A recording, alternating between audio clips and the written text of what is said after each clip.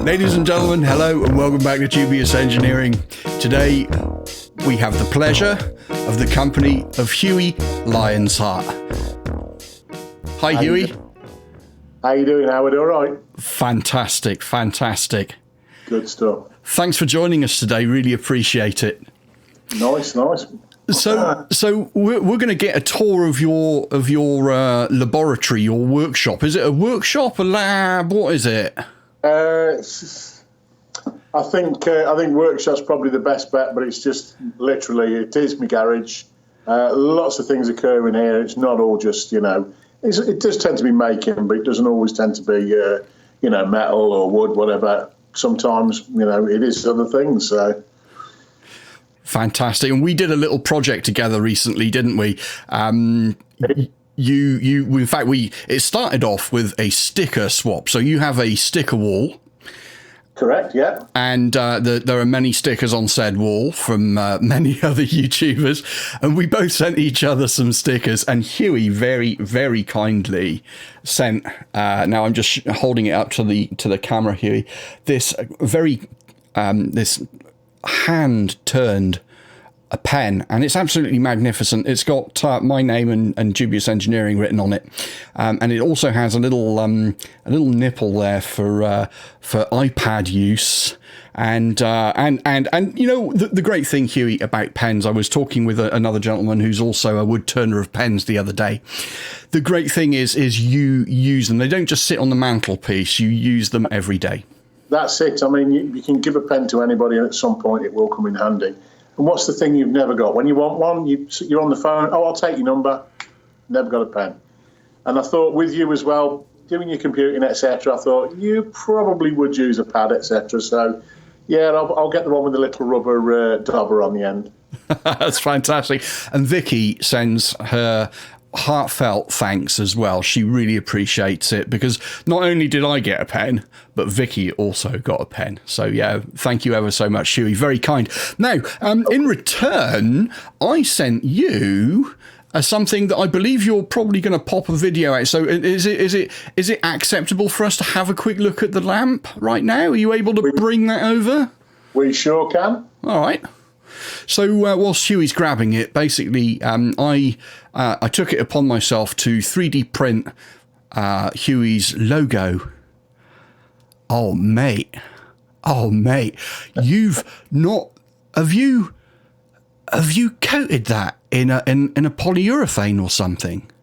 No, what that actually is, the blue is just literally 5-minute set epoxy, and I've just coloured it. I was going to go with the normal epoxy that I like to use, which is the Amazing Clear Cast.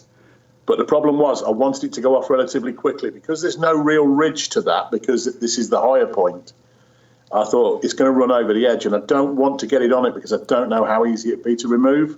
So I went with a 5-minute and then just let it literally go to the edges and form the meniscus. So it come out really well. I was really impressed with it. That's looking fantastic. And so yeah, you've got some LEDs or some lighting in there as well, haven't you? So you can plug it in and switch it on. In the spirit of recycling everything, what I've done. See, that's a bit bright at the minute. Yeah, that's okay. It's the camera contrast, so I can imagine.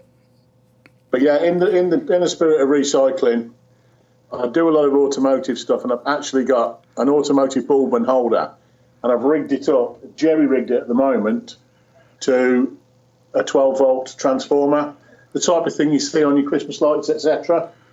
And we've done the job admirably. So I'm going with that at the moment, but I have actually got a set of RGB LEDs, which are currently part of somebody's decorations that they're removing. They all work. And we're thinking about putting them in there as well. Apparently, they're supposed to do white as well.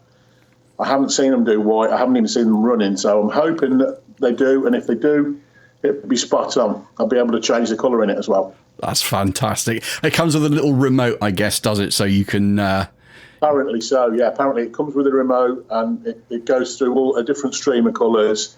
And I thought that would be absolutely spot on for it because it'll be cooler than that bulb as well. If that's left on for any length of time, obviously it's going to get warm, and it's a metal shroud. I've kind of based it on the old 1970s roadside lamps you used to get when they were doing repairs, etc. Yes, indeed. Yeah, it looks like that, but it's the wrong colour. It's not yellow. No, there was yellow and orange ones, and I sadly I wanted a project to do similar with one. I chased two on Facebook, but whenever the lady was available for me to pick them up, I was at work and vice versa. Sadly, I missed them. I could have had two for 20 quid. I had on eBay for £80 just for one. Unrestored. Wow. Well, either which way, mate, that's looking absolutely fantastic. And yeah, that's lovely. Fantastic. So, more to go on that. And then obviously I'll put the video up, but I would imagine that's going to be probably next week now. Okay. Oh, I look forward to it. Then, actually, talking of videos, what I do, one thing that I love about your shop and also about my shop is we generally tend to run things on a bit of a shoestring.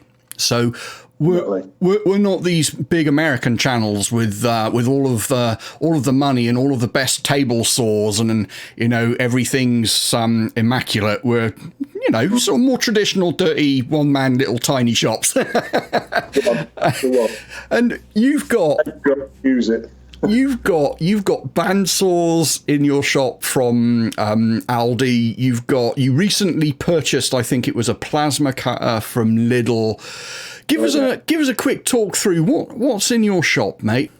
If I spin the camera around, you'll see that basically over this side I've got the doorway in.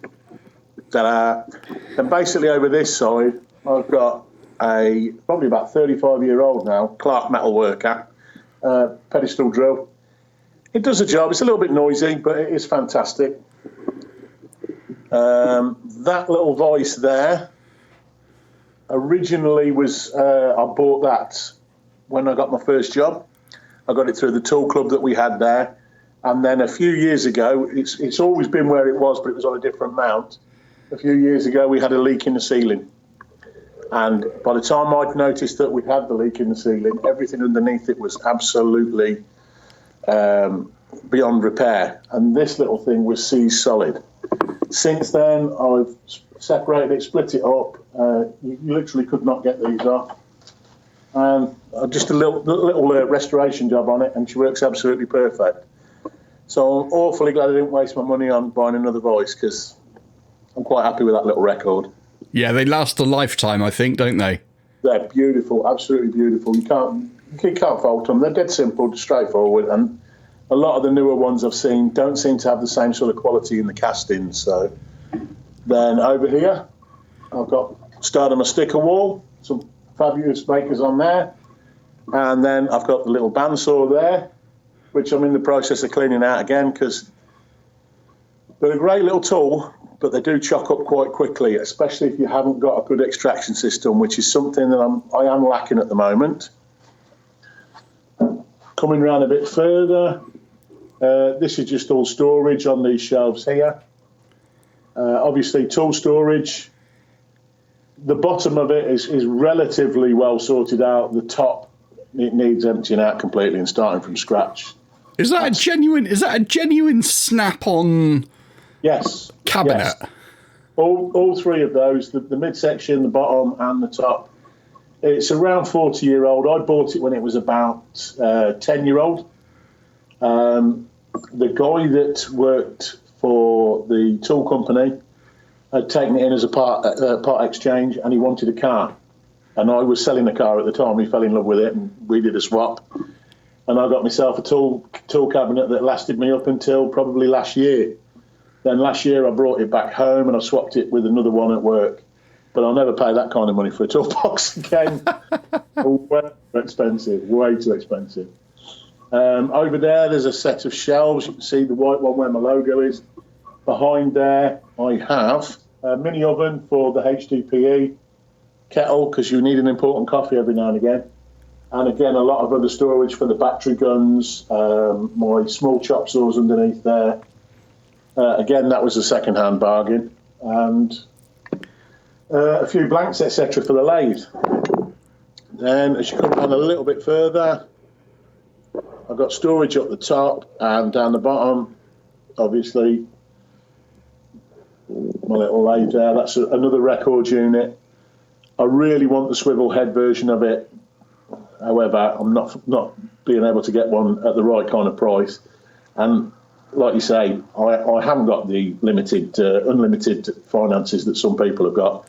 So I'll make do and mend with this one at the moment. I am thinking about bringing the headstock all the way down and maybe making some kind of outboard tool rest, just so that I can use it on the end and do some bigger turnings. Then obviously laptop, the all important when you're on your lives, etc. And a salvaged, it was my own though, I did buy it originally, but again this sort of got soaking wet, and this was one of the only other things that I managed to salvage, but you can tell how sort of rusty and grotty it is. And this is just my other bench from my bits and pieces. At the moment I'm working on a little vice, which picked up at the bargain pages section of Facebook. And there you go, that's it. Fantastic, thanks for the tour. And I did also notice a few valves down there as well. Yeah, we get them quite often. They come into work. People have let the cam belt snap and valves. They do a little dance on top of the pistons. And I grabbed them because I thought they might be nice for a little bit of metal art. No definite idea on anything yet, but they only came home with me beginning of last week. So you've got a plasma cutter, which you bought recently from Aldi. Yeah. And would that then also be fair? If I look up to the top left of the camera shot right now, I can see what looks like a welding mask.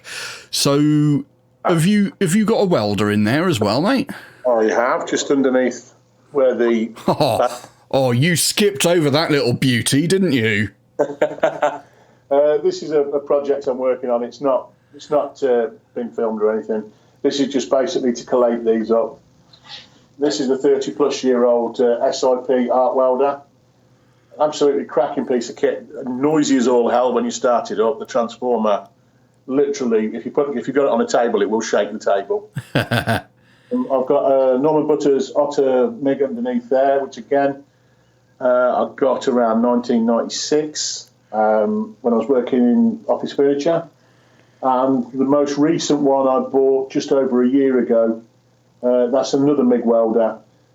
The red one was originally at work, but I brought it home now because work has got another welder, and I just went, I'm taking my own home. If we've got this one here, there's no point in us having two here. So I brought this one back home.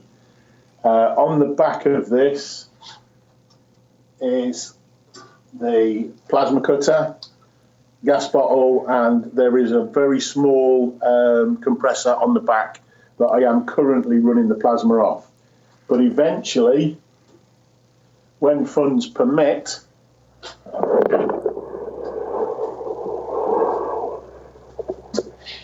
this will be the compressor I use. Can you see that? Wow, yeah, that's got a few horsepower motor on it, hasn't it? That's a little hydrovane. They are incredibly expensive, but incredibly quiet. Beautiful piece of kit if you can get them. That, again, was something that I was given a long time ago. It wasn't working. The pressure valve, etc., had been smashed off it. And a guy that I know through the garage came down, had a look at it, and basically said, yeah, I'll get you one of them. They're about 30 quid fitted. And I went, what? And he went, yeah, you'll have a shock when you see it. And he literally came down, screwed it on and connected the wires up and went, I'll see you later. It took him about probably 3 or 4 minutes. So I was well impressed with that. Fantastic. This isn't a business of yours specifically. This is like a tinkerer's hobby sort of workshop, isn't it? Like a lot of people, I got into making through basically necessity more than anything.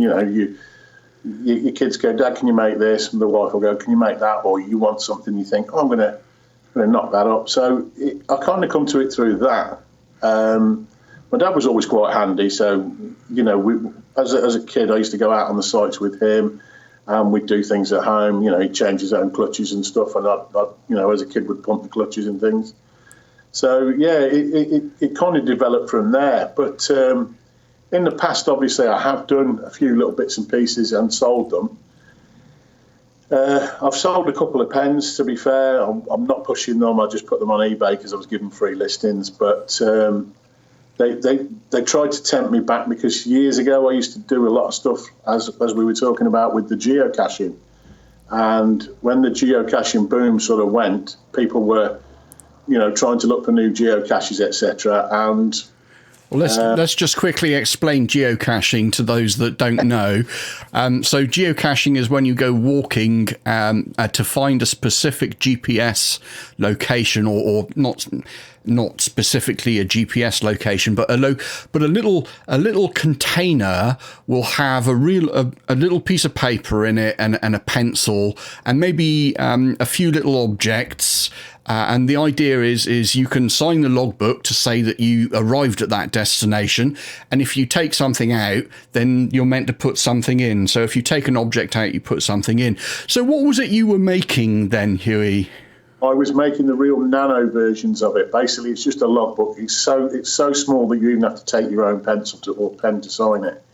But what I was doing was literally a piece of threaded rod and a nut. And all you would do is, in the end of the nut, you would epoxy resin and magnet into it, and then drill out the end, cut it off to, say, sort of 15, 20 mil length, put a seal in the bottom with your epoxy resin of the nut. And when you screwed the two together, it would make it watertight. It would also make it magnetic, so that you could stick it onto anything.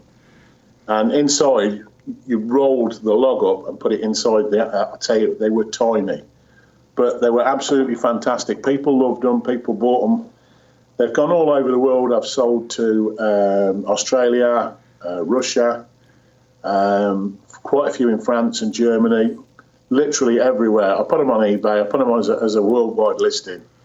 And it shocked me how many we sold. There are literally hundreds of them around the world that I've made. I will hold my hands up, not my idea, but you know, we did see it, and I only ever saw one beforehand, but afterwards I found them all over the place. So there were a few people making them. That's absolutely magnificent. I used to enjoy a bit of geocaching with the wife, and that was part of the fun of it. Really, it was finding these little caches, like little treasure hunts, ultimately. Oh, really ingenious, aren't they? They're fantastic. And you get some different sizes. You'd get them in ice cream tubs up in trees or under bricks, and then you would find these little micro caches, like the type of thing that you're talking about there, which is literally just a reel of paper to sign to say that you had found the cache. Yeah, fantastic. Well, we actually went to one, and it was made to look like, you remember the sort of electric boxes you used to get on the outside of the houses? Yeah. Was made to look like that, but the only giveaway was that on the front of it, they'd actually put the sticker, the cache's actual number. You know, they have a yes, they have a reference number. They'd put the reference number on the front in the proper font that even looked like it was a sort of council electric box or something. And we looked for ages, and then all of a sudden, hold on a minute, that number seems familiar. Checked it up, and we'd been right next to it, leaning on it and all sorts. That's fantastic. Fantastic. Excellent stuff. So, Huey, what are the things that you've made in your videos? Well, I think, again, it's a sort of a necessity thing. Quite often it's, you know, to start off with it was things that we needed.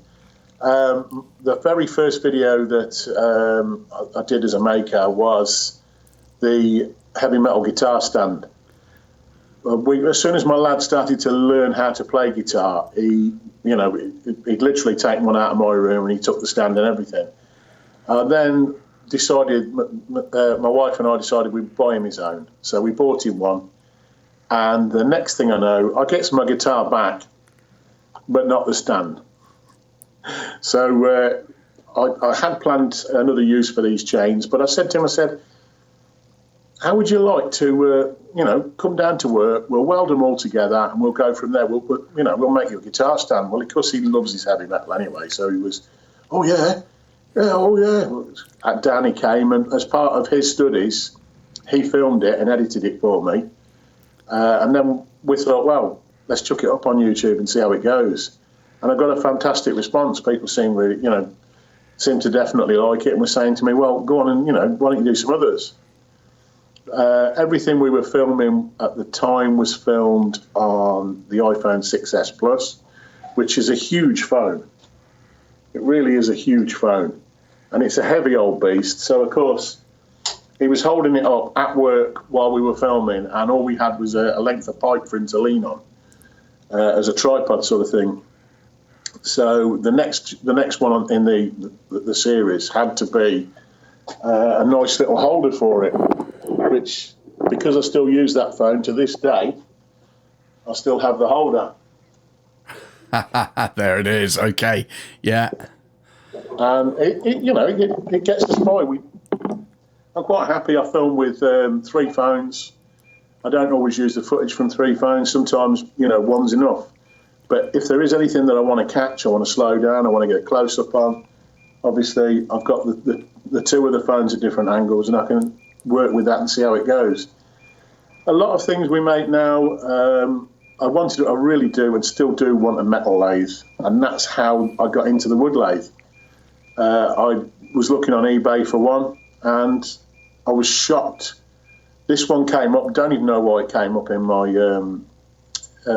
recommendations, and nobody was bidding on it. And I thought, it's 60 quid. Why wouldn't you pay £59 for a lathe? Surely to God. So I thought, I might be able to even convert it to do metal. But after I got it and I had a go on it, it is very, very addictive. It's very relaxing and very addictive. So obviously that's what started my wood turning and pen making days.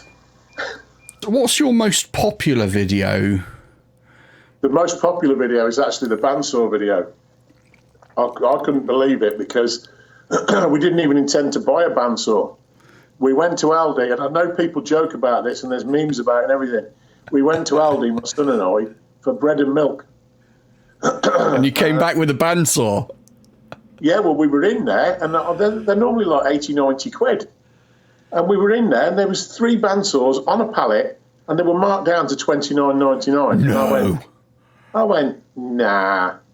I said to Callum, grab the, there were 2 bands on it. I said, grab the band. We took it up to the counter. I said to the lady, I said, can you check the price on that? She went, yeah. She put it through, $29.99. I went, we'll have it. Oh, that's fantastic. And I've gone back and had the other 2 as well now, because there are other makers who said to me, oh my God, where was it? Can you tell me where it was?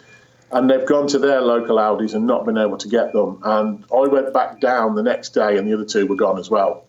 I would literally have bought them for them so that they could share the joy as well, because I could not believe it. Yeah. And like I say, the only problem to it was that the box was damaged. Yeah. Hey, and then you mentioned that you had a little bit of trouble with it. Yes, I did. When we'd actually unboxed it, I didn't really do any cutting on it or anything, because it needed setting up. The next day, I came out to set it up, adjusting the guides for the blade, and I found that there was a hairline crack in the actual casting. I contacted the customer services, who's also Chefpak's customer services, and they basically said to me, not a problem. I sent them a picture with the email. Not a problem. They said, we'll send you one out. I did tell them that I'd got to set it up anyway, and this was part of setting it up. So I said, I'm not worried about fitting it myself. They sent it out, and it arrived, and it was the wrong one. Oh. By now, I'm a bit gutted, because I'm thinking maybe I'm not going to get it. So I contacted them again. The last thing I wanted to do was take it back to store for a refund, because you're not going to get one again for 30 quid. Not for 30 quid, yeah. No way. So I contacted them again, and sure enough, they sent another one out, and it was the right one. I emailed them again, and I said, you want me to send you this other one back? And they went, no, don't worry about it. Keep it. You've got a spare in case anything happens to that one. I could not believe it. They really did break their neck. They apologised every step of the way. And I'd even sent them a copy of the receipt, because I thought, well, it is only 30 quid. I know what they're going to say. It's damaged. You bought it cheap because it's damaged. But they didn't. They fell over themselves to get it sorted, and they really did do well. That's absolutely magnificent. A bandsaw for 30 quid and epic customer service. Oh, I couldn't fault customer service, mate. The customer service was worth 30 quid, literally. Huey, fantastic. Thanks ever so much for taking time out to have a chat with us here today. And it's lovely to have you on the channel. Appreciate it. Thank you very much. You take care, mate, and we'll speak to you again. And you, Howard. Cheers, mate. Cheers. Bye-bye. Bye for now. Bye-bye.